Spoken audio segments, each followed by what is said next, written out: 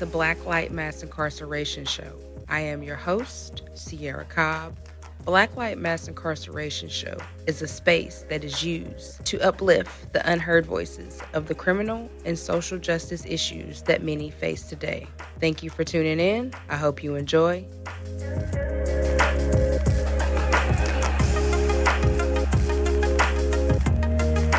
Thank you, Andrew, for being on Blacklight Mass Incarceration.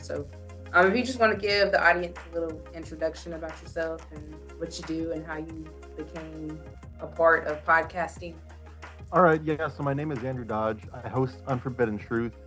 It's a podcast in which I interview convicted murderers, survivors of violent crime, and professionals in the mental health and law enforcement field. And how I got into it, long story short, my dad is a retired cop and a homicide detective, and my stepmother worked as a 911 records department clerk and a dispatcher. So since I was super young, I was interested in true crime and horror and all that. And everybody was growing up watching Bananas in Pajamas and all that. I was, watching true crime and reading Helter Skelter as young as I could. Whenever I could read, I picked up true crime books and started getting fascinated with, serial killers and mass murder and all that. And fast forward to 2010, I was 19, I want to say, and I wrote to a serial killer by the name of Philip Jablonski, who was my first serial killer that I visited, ironically enough. And he wrote me back. I started writing people like Charles Manson, Wayne Henley, Jack Spillman, so on and so forth. And the replies just kept coming in. And fast forward to 2018, I was part of another podcast, which is defunct now, which is called Criminal Perspective. And it was kind of the same concept, just a little bit different. And here it is, 2023, and I'm almost 2.5 years into Unforbidden Truth. Got a lot of subscribers too, so I guess a lot of people are interested in what makes a serial killer kill, as I call it. Right. Yeah, most definitely. Yeah, people. I think true crime is probably one of the most popular subjects out there. To be honest, you see true crime, genres in bookstores, I guess movie stores if they have any left, and anywhere and everywhere people are, like have their book up with their phone down so they're not judged or whatever, listening to true crime or reading true crime. Yeah, and it's all over TV. Just about all of the TV stations have some type of true crime going on now, so it's a lot more prevalent than it was years ago. Let's go right into the first question. The first question I have for you is, out of the 100%, how many killers slash murderers said that the cause and effect of such adaptive behavior came from childhood trauma? So I'll start the answer off with saying that I'm not an expert. This is just my opinion more than anything. But you said when it comes to like childhood abuse. Yeah, like what have they told you? Like just by you talking to them, and what has led up to them committing those atrocious crimes? Like what have they told you or shared with you? Well, it all depends on the offender, to be honest. But like, let's say you take like a gangbanger who's in prison for drive-by shootings or killing five, six, seven people. Chances are 9 times out of 10, their parents or somebody in their family was, gang banging in the streets and grew up that way. So they're going to grow up that way. Same with childhood abuse. Not necessarily mean saying like if you're abused, you're going to become a murderer, but 9 times out of 10, when somebody's abused horribly, they're going to either act out in ways like such as maybe they're a kid acting out in school, hitting people, cussing people out, whatever, or just not acting right at home. Of course, when they become adults, the abused becomes the abuser. Sometimes, not necessarily saying you're going to become like a child molester or rapist because you were abused when you were younger, but it certainly carries the trauma into adulthood. I've noticed even with some of these serial killers, like for instance Otto Smith. He's the serial killer that I recently interviewed.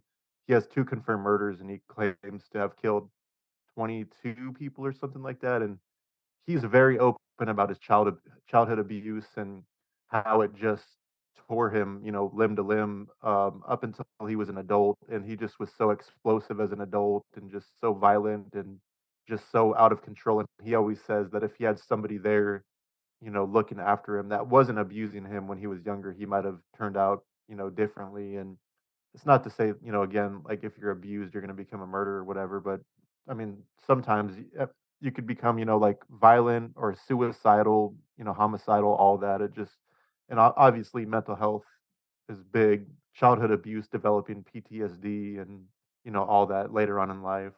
And I think it's really about your mindset because, like, as you said, like, some people who experience trauma, like abuse from parents, don't go kill people. They kinda take that as a motivation not to be, like their parents or the person that raised them, and then some just can't handle it, like, it just repeatedly plays in their mind over and over and over, and so for them to relieve the trauma or the anger or the stress, that's when they take it out on other people. So it's really about like your mind frame and where you are in your trauma. You know what I mean? Because I've had childhood abuse and I have PTSD, but I haven't done anything violent, like, I don't even have a criminal past, so it just depends on how the person itself, I feel like, is handling it. Some people can handle it well and use it as a motivation to propel them in better situations, but a lot of people can't, like, they just don't use that as motivation. It just tears them down so much that they're not able to function.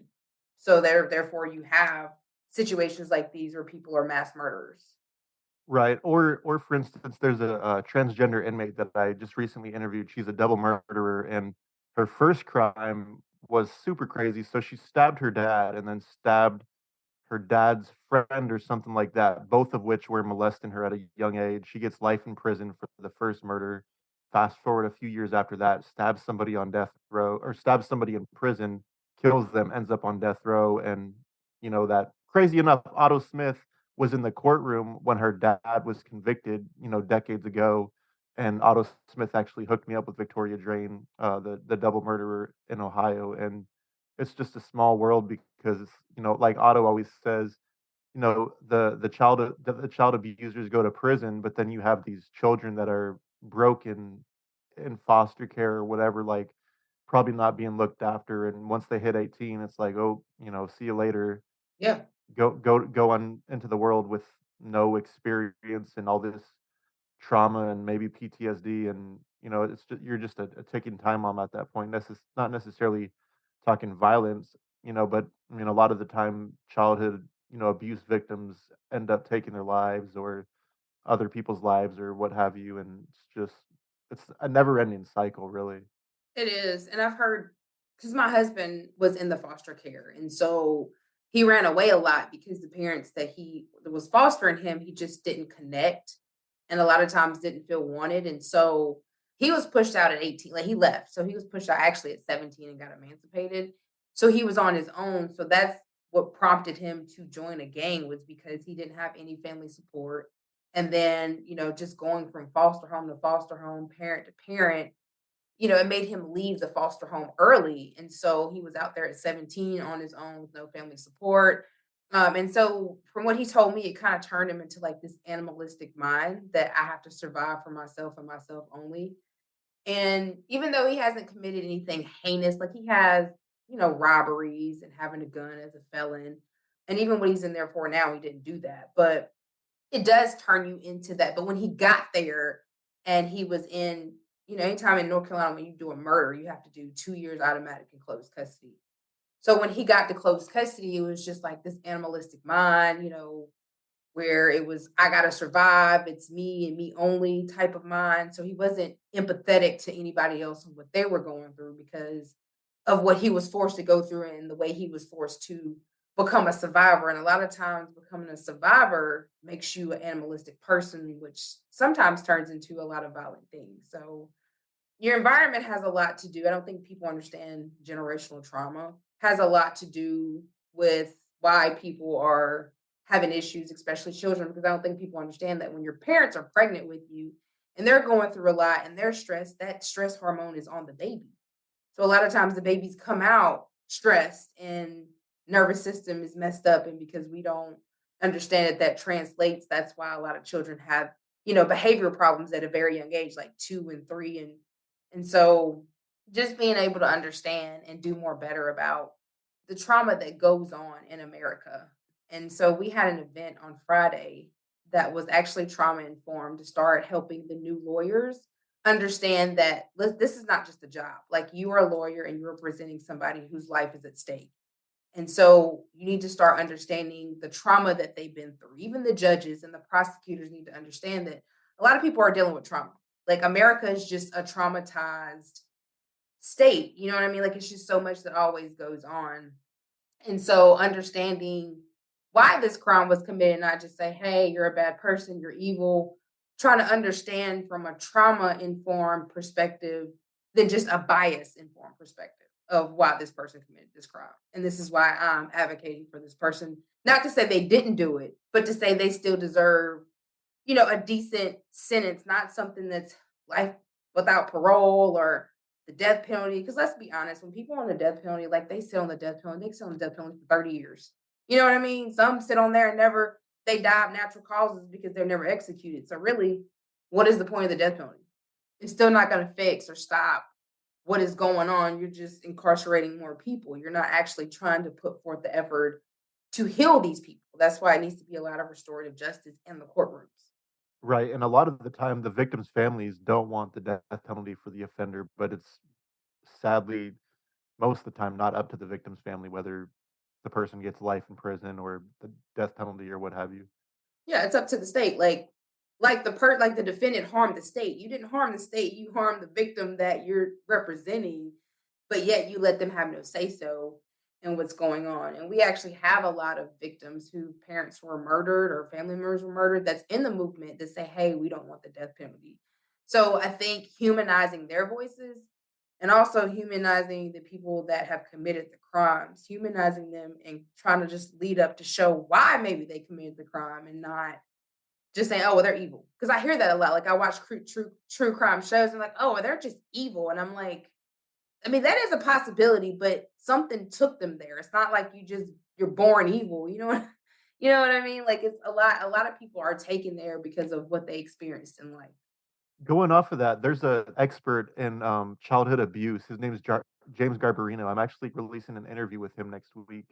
He said something to the effect of, "I hate when people say people are evil. They're not evil. There's reasons for what people do. It's not necessarily an excuse, but let's say you're having a schizophrenic break and God is talking to you and you have to kill as many people as you can or you're gonna go to hell or something like that's a reason that moment in time for that person to do what they're doing. It's obviously it's abnormal and it's not something that is justifiable, but in their mind, it's a reason as to what they're doing at that moment in time. And I don't necessarily believe people are evil, but I believe there's evil things that are done unto people that can make them quote unquote evil or bad people. Yeah, exactly. And that's the thing. Like we got to start understanding that people are just traumatized and there's generational trauma. And so it's not an excuse, but we still need to humanize what they've been through and not just that's always swept up under the rug. You know what I mean? So my next question is, were they being treated for mental health disorders during this childhood trauma, or they're not even being treated at all? I can honestly only think of a handful of prisoners that I've interviewed that were treated as children. The most that sticks out to me is Nico Jenkins. I'm sure you're familiar with that case. He's a spree killer in Nebraska, and since he was like 8 years old or something like that, he was diagnosed. I don't know if he was diagnosed as schizophrenic at the time, but I know he had a really hard childhood when it came to mental health and everything that came with that. As for others, I can't really think of any other people that I've interviewed necessarily, but I'm sure that there's a lot out there that, started in childhood. I just can't think of anybody else off the top of my head, to be honest. I mean, well, to be honest, mental health in America is not its best. You know what Right, I yeah, mean? definitely. Like it's really not its best at all because I have mental health issues and just what I have experienced in the mental health field has to me has not been helpful. Like I feel like I've helped my own self by doing just like meditating and exercising and just doing stuff that I've come up with that has helped me. But as far as the things that they told me to do, like going to outpatient therapy, I mean, that helps for a little bit of time or coping skills or they give you behavioral therapy training. All of that, like it only helps for a short period of time. And then the medicine that they give you to me has more side effects that make your symptoms worse than really helping you. Because I've heard a lot of people say, well, I have these suicidal thoughts, or I have thoughts of wanting to kill somebody, or I'm just very angry. Like I know people that have epilepsy be on Keppra, and I've heard a lot of them say they just have this Keppra rage where they're just raging because of the medicine. And as soon as they get off, they're fine. And it's like, why, when you know somebody is suffering a mental health issue, especially with your mind, why would you prescribe something that potentially makes it 10 times worse? And so I think that that's where America has failed a lot of people when it comes to mental health, is just saying, okay, well, go talk to somebody and take this medication. Like that's what they want you to do. Like, go talk to somebody and take this medication, and I'll see you. Your psychiatrist, you only see them what every 3 months, and they just change your medicine, and then you see your counselor every week. I mean, I've come to realize that people that are counselors have their own issues. So they have their own everyday issues on top of taking your issues every day. So just imagine the baggage that they're carrying. So really, how is that helping me? You know what I'm saying? Like, how is that helping me? So I've just tried to figure out how to self-regulate my mental health and not use medication, because medication never worked for me. And I'm not saying it doesn't work for everybody. So some people it works great for, but a lot of people it don't work. It makes it worse. So, there we go. America just, they have to do better about understanding mental health and trying different ways instead of just therapy and talking to a counselor, because a lot of that still doesn't help people. There's a lot of Right, cases and a where lot of the time, it's hard to get medication. Like, a few months ago, I was trying to get my medicine refilled, and I had to see a mental health doctor or whatever to do so, and they were so far out, and they wouldn't prescribe me, and I was telling them, I'm like, "You know what's crazy is I could go and get an AR-15 right now and go shoot up a school quicker than I could get medication to help me," and that's a really sad and scary, thought that, it takes more to get medication than it does to get a gun that can easily kill 10, 15, 20, 30 people in less than a minute, which is just mind blowing to me. And I think we're probably one of the only countries where mental health is that bad because there's, free healthcare in so many different countries where you need medication, just go to the walk-in clinic or ER and they'll just prescribe it to you right then and there. But here it's like you got to get on a waiting list and then you got to have your first appointment and be assessed and see if you qualify to take this medicine when I've been taking it for years and they wanted to make sure that I was to be on it because I recently moved and it's like, well, I've been on it for years. Why all of a sudden do I have to see somebody to get it filled? you know? Mhm. And then that translates into a lot of people ending up in prison or jail because they're able to get medication. Like, a lot of people don't have health care. So if you're out here in the world and you have health care, you can't get your medication. So therefore, a lot of people end up going to jail or prison. And so it's up to them to try to treat. And we know that you're not going to get any type of mental. They might give you medicine, but you're not going to get any mental health. You know what I mean? So Right. it's just like a revolving door. Yeah, definitely. It's definitely a sad and broken system. It is, it is. So my next question is, do you think a murderer's behavior is adapted or created character?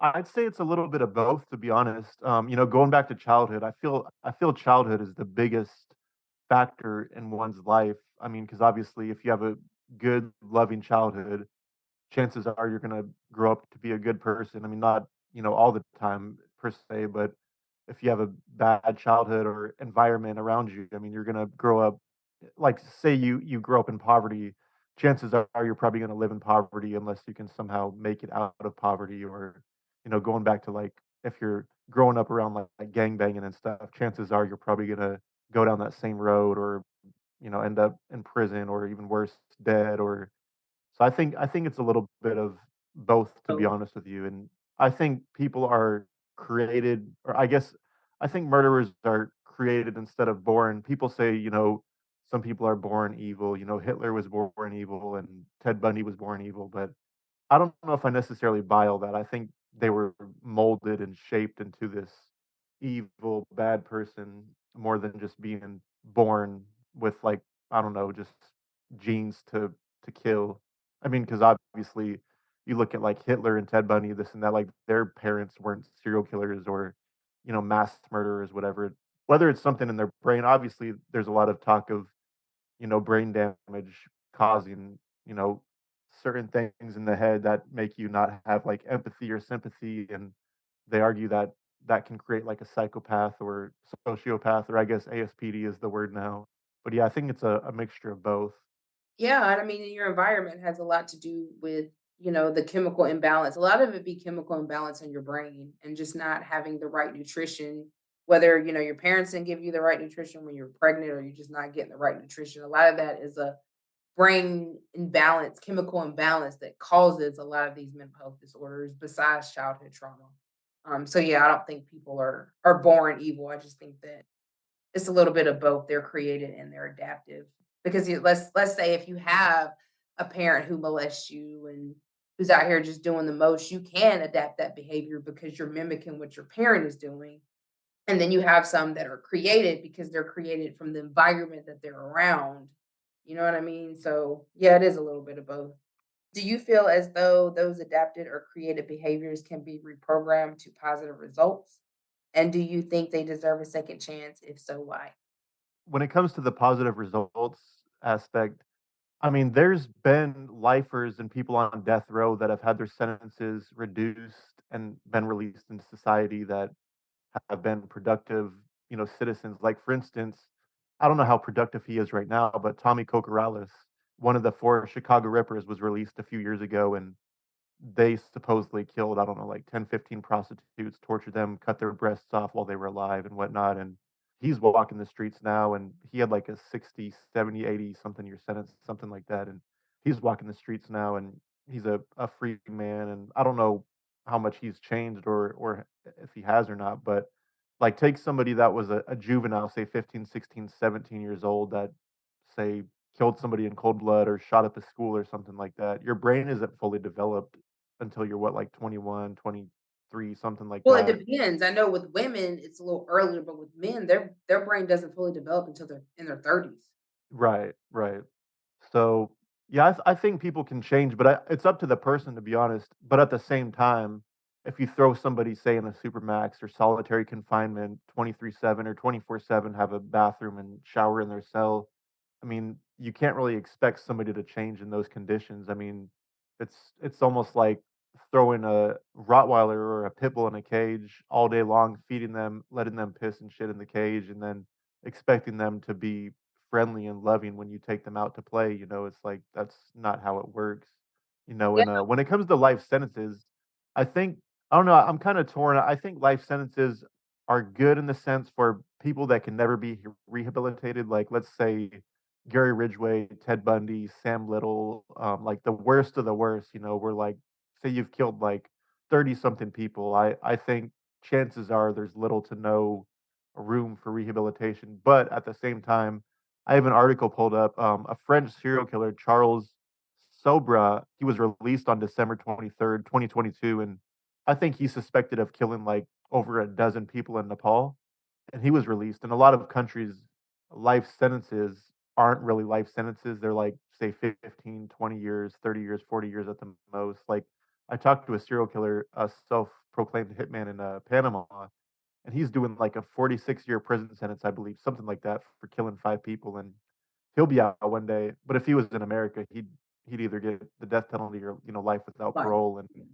I think life sentences are a deterrent for people to maybe commit violent crimes, but at the same time, if you have that mindset, where say you're a psychopath or have ASPD, you're not going to care about prison or people's feelings or whatever. You're just going to do what you're going to do that feel good, whether it's like killing or raping or what have you. And so I'm kind of torn between life sentences, but I'm definitely opposed, against the death penalty 100%.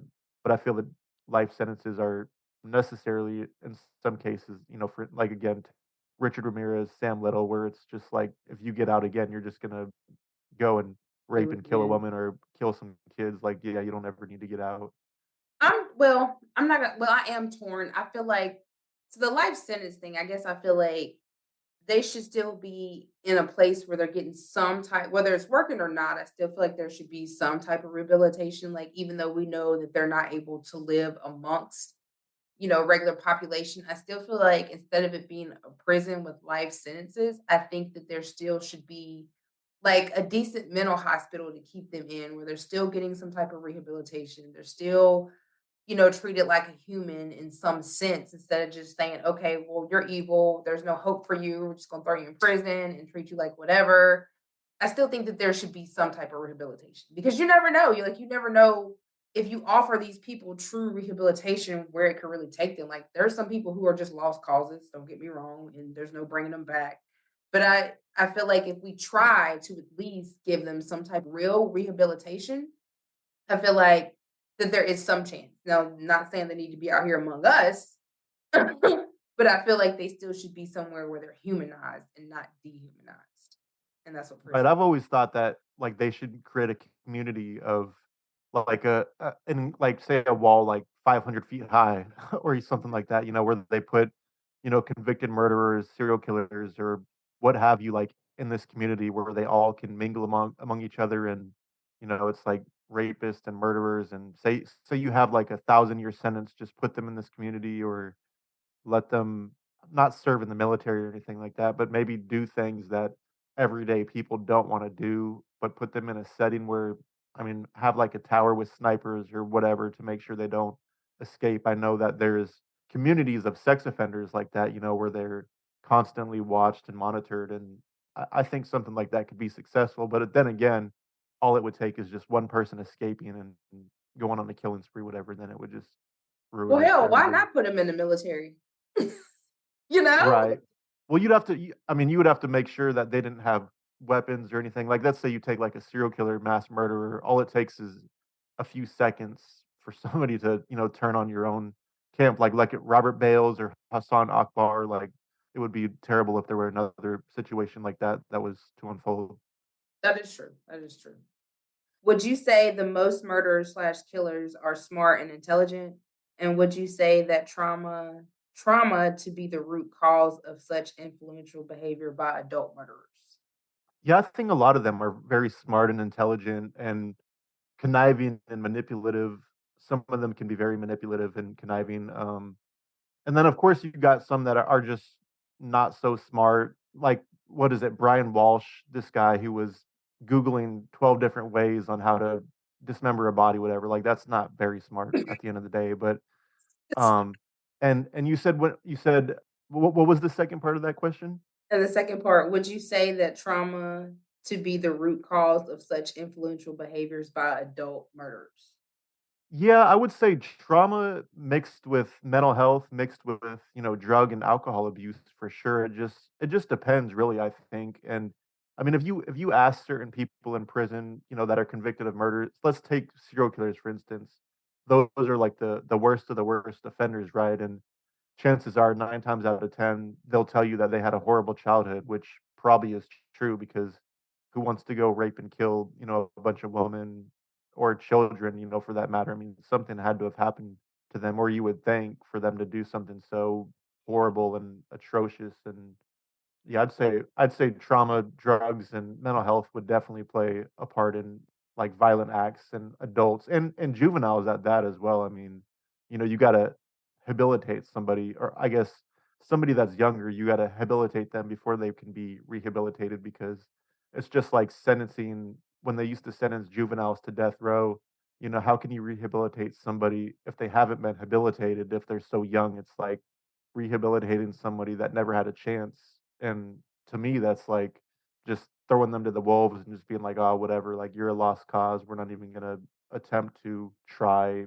to help you or whatever." It's just like throw you in the cage, whatever, feed you 3 times a day, take you out to shower, and you can just they're like bumps on the logs. It's sad a lot of the time, really, especially with juvenile offenders. My heart is more with juvenile offenders than adult offenders just because I've seen kids go down that path. I've had family members that have been young, mischievous, like delinquents and, just I don't know.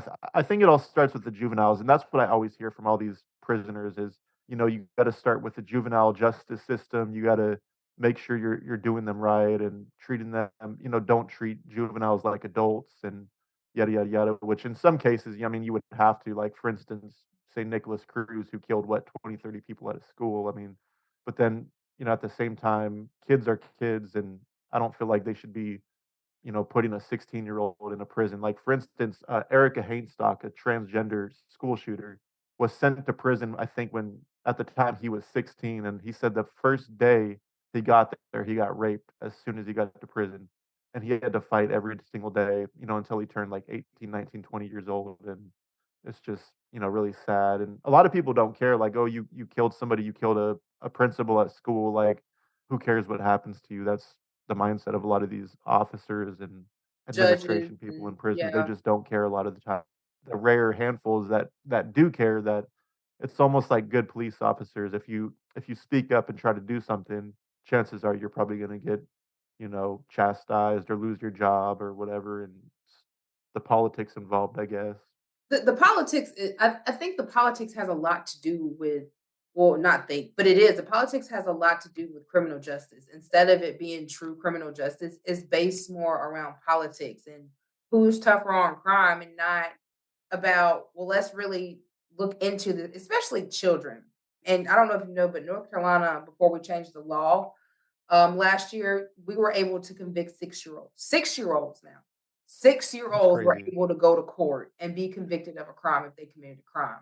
And we all know being 6, your brain is not even developed even a slight inch. So why they thought it was okay to allow children to be convicted at such a young age. Now it's raised to 10, and I still think 10, to me, it needs to be higher than that because especially when you're dealing with male and females, males' brains do not develop until they're in their 30s. And that's, we have plenty of data and research on that to show that they don't develop fully until they're in their 30s. So when they're making decisions, is basically a child decision. It's not an adult decision. And so America is so just dead set on throwing people away no matter what age you are, gender, race, color. You commit a crime, that's what they're about. They're not about any rehabilitation or anything of that nature. And so I know it's a guy in North Carolina that shot another kid a few months ago. And so they're trying to give him the death penalty. But the reason why he shot the kid was because he was being bullied. Like he was literally shot by the kid a couple of months prior. And so he went to school and shot him because he thought that they were going to take his life. And now he's facing the death penalty. So just really trying to understand what is really going on. And America never wants to understand. They just look at it like you committed this crime and we just want to fill up these beds and the prisons and the jails. And really, it's about enslaving people to get free labor. That is really all it's about when it comes to prison and jails. It's not about deterring crime because if that was the case, our crime rates would have been low thousands of years ago. It has not, this has not given people life or death sentences, has not stopped serial killers. It has not stopped people from committing crimes. It has not stopped people from selling drugs. We need to begin to look at what really will stop these things from happening, not just throwing people away because that's not working. It hasn't worked for 400 years now. You know what I mean? So, what is it that we could do to stop what's going on? And when you look at other countries, like over there in Germany, I mean, even though people commit crimes, they still treat them like they're humans. They still have regular rooms, you know what I'm saying? And so, and they have them more family oriented to where they're with their families, even though they're incarcerated. So America has to do better about a lot of things. Like, and they just want to, instead of them taking blame for what they've created, they just want to put it all up on the people that are getting in trouble. And so America really needs to step back and look to see, are they really contributing to the things that people are doing, or are people really just born evil? You know what I mean? Right, right. Yeah, and people are so brainwashed by media and just everything really with this person's evil or this was an evil act or when really, I mean, yeah, there are acts that can be evil, but I don't necessarily think that makes somebody an evil person. And I mean, you've got to look at where they come from, their background, their environment, their childhood, and it's not excusing what people do, but there's reasons as to why people do what they do. I mean, like you're abused as a child, that's all you know. Either gonna end up having a lot of trauma as an adult or possibly, abusing other children. I mean, it's just like a never ending cycle, really. And let's say for like you mentioned one of the serial killers that killed a bunch of prostitutes, and that could have been just what he was taught because I know when I was younger I was taught that you're not supposed to go out there selling your body. You know what I'm saying? So maybe that his parents taught him that that was a sin, not to be out there selling your body. And I've heard a lot of serial killers say that they've killed women like that because they were doing sinful things, which is selling your body is a sin. So they thought it from a religious perspective, not I'm killing this person and it's wrong. They were looking at it from their religion perspective, and thinking, okay, well, this is wrong. They shouldn't be out here selling their bodies. You know what I mean? It's like, where do you go from that? Like, if your parents are teaching you, hey, that's wrong. You don't need to be out there selling your body, and that's what you grow up on, and you see it, and you be like, I got to get rid of that because that's harming my. I've heard them say that's harming my community. You know Right, what I right. mean? I killed this person because they were out here selling their body in front of the kids. This is harming my community. This is why I took this person out. And so it's all about what you're also taught as well. Right, yeah, most definitely. I mean, especially as a child, you're so impressionable by your parents and peers and everybody. Like everybody always wants to fit in and be the cool kid at school or whatever. And then when you grow up into adulthood, you also want to be accepted by your peers and you want to fit in. And like you said, if you're taught, prostitution is bad or gross or whatever. I mean, I've talked to so many serial killers that have said they wanted to rid the streets of evil, which, was prostitutes and drug Drug addicts. addicts and so on and so forth. So they're thinking they're doing a good deed by getting rid of the evil, but then, the states turn around and like, well, you're evil because you did this heinous crime to this person. And if you think about it, even America is showing that because you see so many people that get locked up for selling for, prostitution or sex. So to me, they're saying, okay, it's okay for you to go kill these people because we're locking them up. Right. You know what I mean? What's the difference between you locking them up and them saying, well, I need to get rid of them. So let me just wipe them off the face of the earth. It's no different. But America doesn't look at it like that. Right. Yeah. Sadly, I think America is one of the only countries that has the like mass incarceration problem that we have. I mean, like life sentences. I know there's life sentences in other countries, but they don't really hand them out as much as America does. I mean, you can get a life sentence for trafficking cocaine or something like that, and I mean, you can rape a child, get out, do it again, get out, do it again, and I mean, thank God for the three strikes law. But even then, I mean, I what mean, you yeah, can you rape can, three kids till you go to prison for life, like you can ruin three lives before you have to go to prison for life.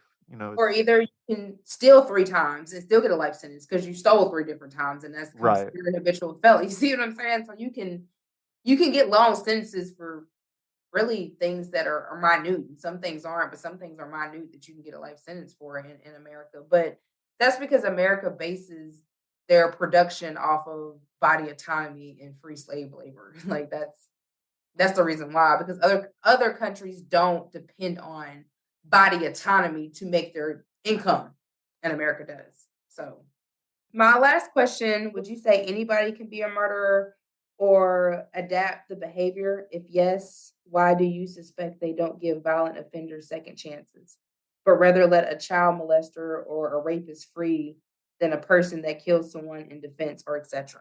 honestly, there's different inmates that always tell me that everybody has murder capable inside them, and again, Otto Smith, he was telling me that there's a difference between killing somebody and murdering somebody, and of course, there's those instances of like self defense or what have you, which I wouldn't really lump in that category, but I guess anybody could really become a murderer. I mean, if you think about it, there's people that lose their cool and everything all the time, like they're a doctor or lawyer or even a football player. Philip Adams used to play for the Seahawks, and one day he just committed a mass murder, then killed himself, I believe, or the police killed him. I mean, I think you could be the most perfect person, I think, and you can just have all these little triggers set you off, and somebody cuts you off in traffic or something, you follow them, then pop them in the head, then you're gone for life. I mean, I'm no expert by any means, but I think that anybody's capable of murder if they're pushed to the edge or if just the worst of the worst stances happen. Say you lose your wife, you lose your job,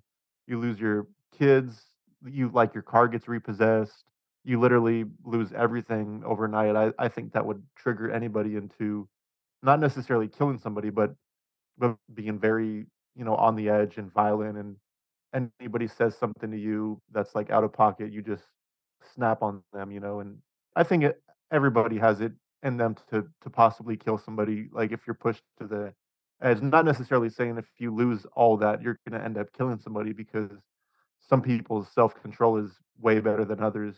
Like I know if that ever happened to me and I lost everything, I know I have people to talk to and to where I'm not ever gonna kill somebody or take my own life. I know, like, I have a purpose, and I certainly don't wanna throw my life away over anything, whether that be small or big. Right. So the second part of Um, the question is, if it says, why do you suspect that they don't give violent offenders second chances, but rather let a child molester or rapist free than a person that killed someone? well, I think it's the stigma, to be honest. You know, you killed somebody. If you get out, you're going to do it again. You've been in prison for so long.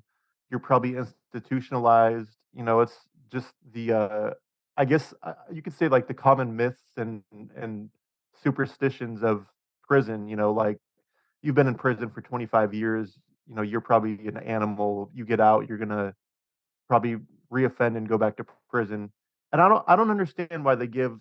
Well, I understand on the sentences, like say a child molester or a child rapist, say you get 10 years in prison. I understand you can't keep them for life, but at the same time, is it really fair to parole somebody that, say, brutally raped a child earlier than, say, somebody that just robbed and killed somebody? It's almost like comparing.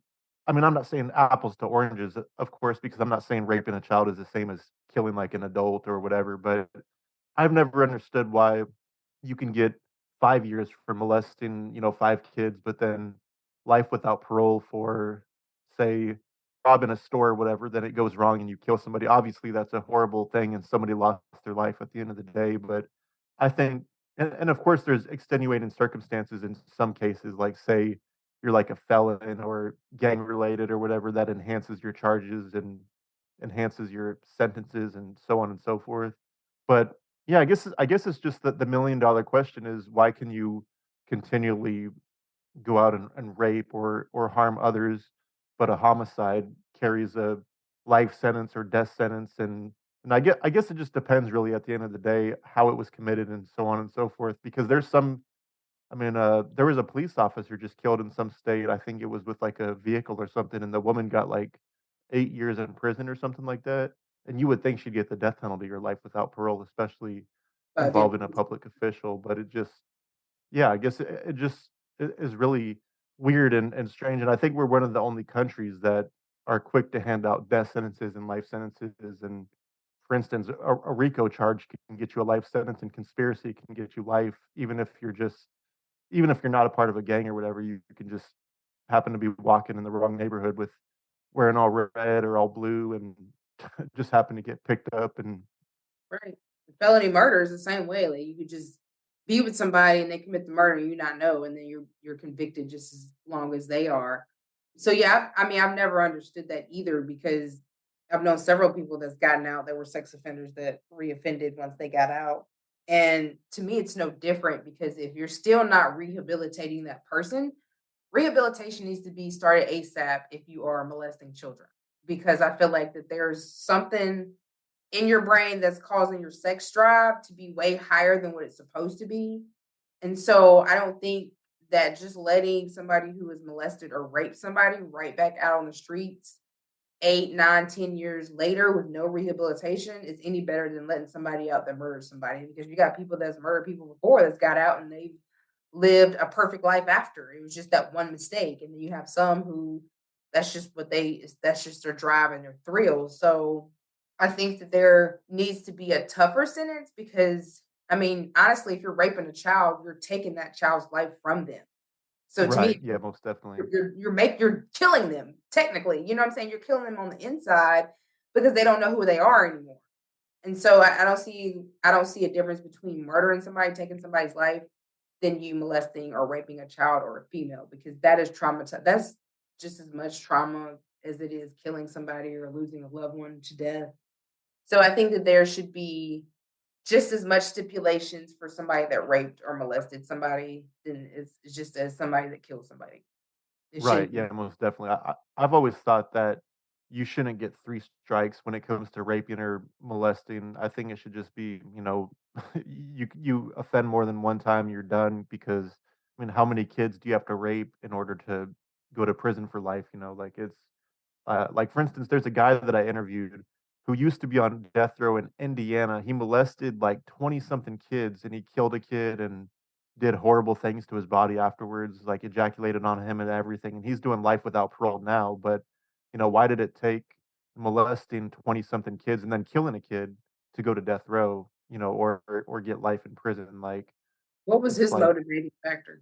he was abused when he was younger, and he claims that he just never got over the trauma and everything, which, it's you can sympathize and empathize somewhat, but at the same time with child molesters and rapists and stuff, it's hard for me to empathize with them, even if they were abused when they were younger. I mean, I can empathize with the abuse, but I can't empathize with I was abused and then I just wanted to abuse others because that's all I knew. Like, Especially other it's children, like, I understand you were abused as a child, but what does you raping and abusing and killing other children and doing some very heinous things to a body after its death have to do with being beat as a child? You know what I mean? It's like you wanna protect right. the child that you were abused. You know what I'm saying? Like the inner child, than to go and commit crimes against children because that don't even make sense. Right, yeah, commit crimes against kids will never make sense to me. I mean, I nobody can ever justify raping or molesting or killing a kid, like, it's just I don't know, and the people that do try to justify it is just like, you're just sick. Yeah, because they are, because there's no justifying raping or killing a child. I don't care how much trauma you've been through. There's a lot of people that've been through a lot of trauma and they don't do that. Like they might kill other Right, humans and other adults, but they don't touch children. Like if anything, they protect the child because they know that they're vulnerable. But then maybe again, that is what some serial they like people that are vulnerable where they can control. And when you right, can yeah, most control definitely. I've children, heard that from a lot of offenders that children and women are easy to control and manipulate, and they won't they won't try to escape because I can overpower them or, whatever. I mean, it's about an easy vulnerability. victim pool, really. It's about the vulnerability of it. And so that's why there needs to be a lot of mental health Yeah, because, most definitely. like just hearing stuff like that is just it's crazy, to hear somebody say, "Oh, well, I committed crimes against children because I was molested," but it's way deeper than that. So really trying to understand what is causing these kind of behaviors from certain people, I think is really important. And I think that we need to do a lot of more research on that to see how we can fix that because it can be fixed. I don't feel like anybody, and maybe I could be wrong, but I mean I don't feel like anybody cannot just be rehabilitated. Like I feel like if you get down to the root cause and really give them some deep healing that they've always wanted, I feel like that could heal a lot of stuff. Right, right. I think in the sense of, like, sex offenders and, like, child rapists and molesters, I feel like if anybody couldn't be rehabilitated, it'd probably be a good percentage of them because I've talked to a lot of sex offenders and pedophiles, and they're like, they know it's wrong, they know they shouldn't do it, but they have, like, a compulsion to do it to have sex with a underage boy or underage girl. It's just what they're attracted to and what their preference is, and it's just I don't know if that could be rehabilitated or not, but I'm sure with enough extensive, like, therapy and nonstop therapy, like, 5 days a week and not once every 2 weeks, like they like to do in prison or, just pick and choose who gets therapy and who doesn't. I mean, mental health is not only a joke in the free world, but in prison, especially depending on your crimes. I mean, you're judged in prison, like, so you raped, I don't know, 5 kids or so, chances are you're probably not gonna be at the top of the list for mental health treatment, and they even the mental health professionals judge prisoners too based off their crimes, which is mind-blowing to me. Like, what are you I in mean, this since you get for? in that field to help people. Right. And then you're here judging people. Yeah, I've heard that a lot, that they do a lot of judging. And I know in our prisons here, like the only mental health you get is if you're in the hole and then they come around and be like, "Hey, do you want to kill yourself?" And you say no, they keep walking. And Yep, if you do yep. want to kill yourself, they just put you in a straitjacket in a right room. Like that doesn't make it better at all. You know what I mean? It makes it worse. So yeah, mental health in America is a joke. And I think until we really understand and do a better job, I think this will continue to happen all over America. Yeah, yeah, until something I think something so bad has to happen for there to be a change, but there's so many bad things that have happened, like Stephen Paddock, the Las Vegas shooting, Sandy Hook, Parkland, and I mean, it's just like, how many more mass murders have to happen in order for you guys to do something like I mean, there was even politicians that were shot during a baseball game years ago during a mass shooting, if I'm not mistaken, and I thought something was gonna happen after then, after politicians got shot up, but, I mean, dead kids don't seem to motivate anybody to wanna change laws, or I'm not talking about gun control or anything. I'm talking more like mental health wise, and just like how many more people have to die, I guess, in the name of mental health or the lack of mental health, really. You can be the most unhinged schizophrenic and not get any treatment out here on the streets, but the moment you commit your crime, you're getting the best mental health treatment in the United States up until you get to prison. You get all these diagnoses and all these you're being treated and evaluated while you're on trial, and you got people that worked with like Charles Manson and Ted Bundy and David Berkowitz and all these high profile murderers that have come before you. You get the same treatment that they did, but then as soon as you get to prison, it's like, oh, your life is over with. Screw you. Screw you. Yeah, you get what you deserve, you're gonna suffer. And yeah, Yeah. that's what we tend to do, and I think that's why we just see so many murders, and it's sad. I hope eventually we get a hang on the mental health and understand that it's really important, to start giving people the right proper mental health because, like, even the mental health hospitals can feel like jails at times. I've experienced that. It can feel like a jail. So to me, that's not helping your mental state at all. But anyway, Andrew, I appreciate the interview. Will you let our audience know where they can find your podcast and if there's anything else you want to leave with the audience? Yeah, so Unforbidden Truth is on all podcast platforms: YouTube, Apple Podcasts, Spotify, Podbean, Stitcher, etc., etc. And thank you for having me on. It's been a pleasure, and I'm sure we can do more in the future. And yeah, thank you again for having me on. Thank you. I appreciate it. And thank you just for coming on and sharing your experience. I think that this opens up the light for our viewers even more to kind of understand people who have committed murders since you do actually interview people who have committed heinous murders, just opening up that side of the lens to understand and kind of give us an insight into their mind also helps our viewers to understand and kind of maybe empathize and understand that it's a mental health problem in America. So thank you for sharing all of those wonderful stories. And y'all check him out, Unforbidden Truth, and he's on every major streaming platform. And thank you again, Andrew. Awesome, thank you. Thank you. Have a good one. So thank you again for tuning in. I hope you enjoyed today's show. Your host, Cierra Cobb. Take care.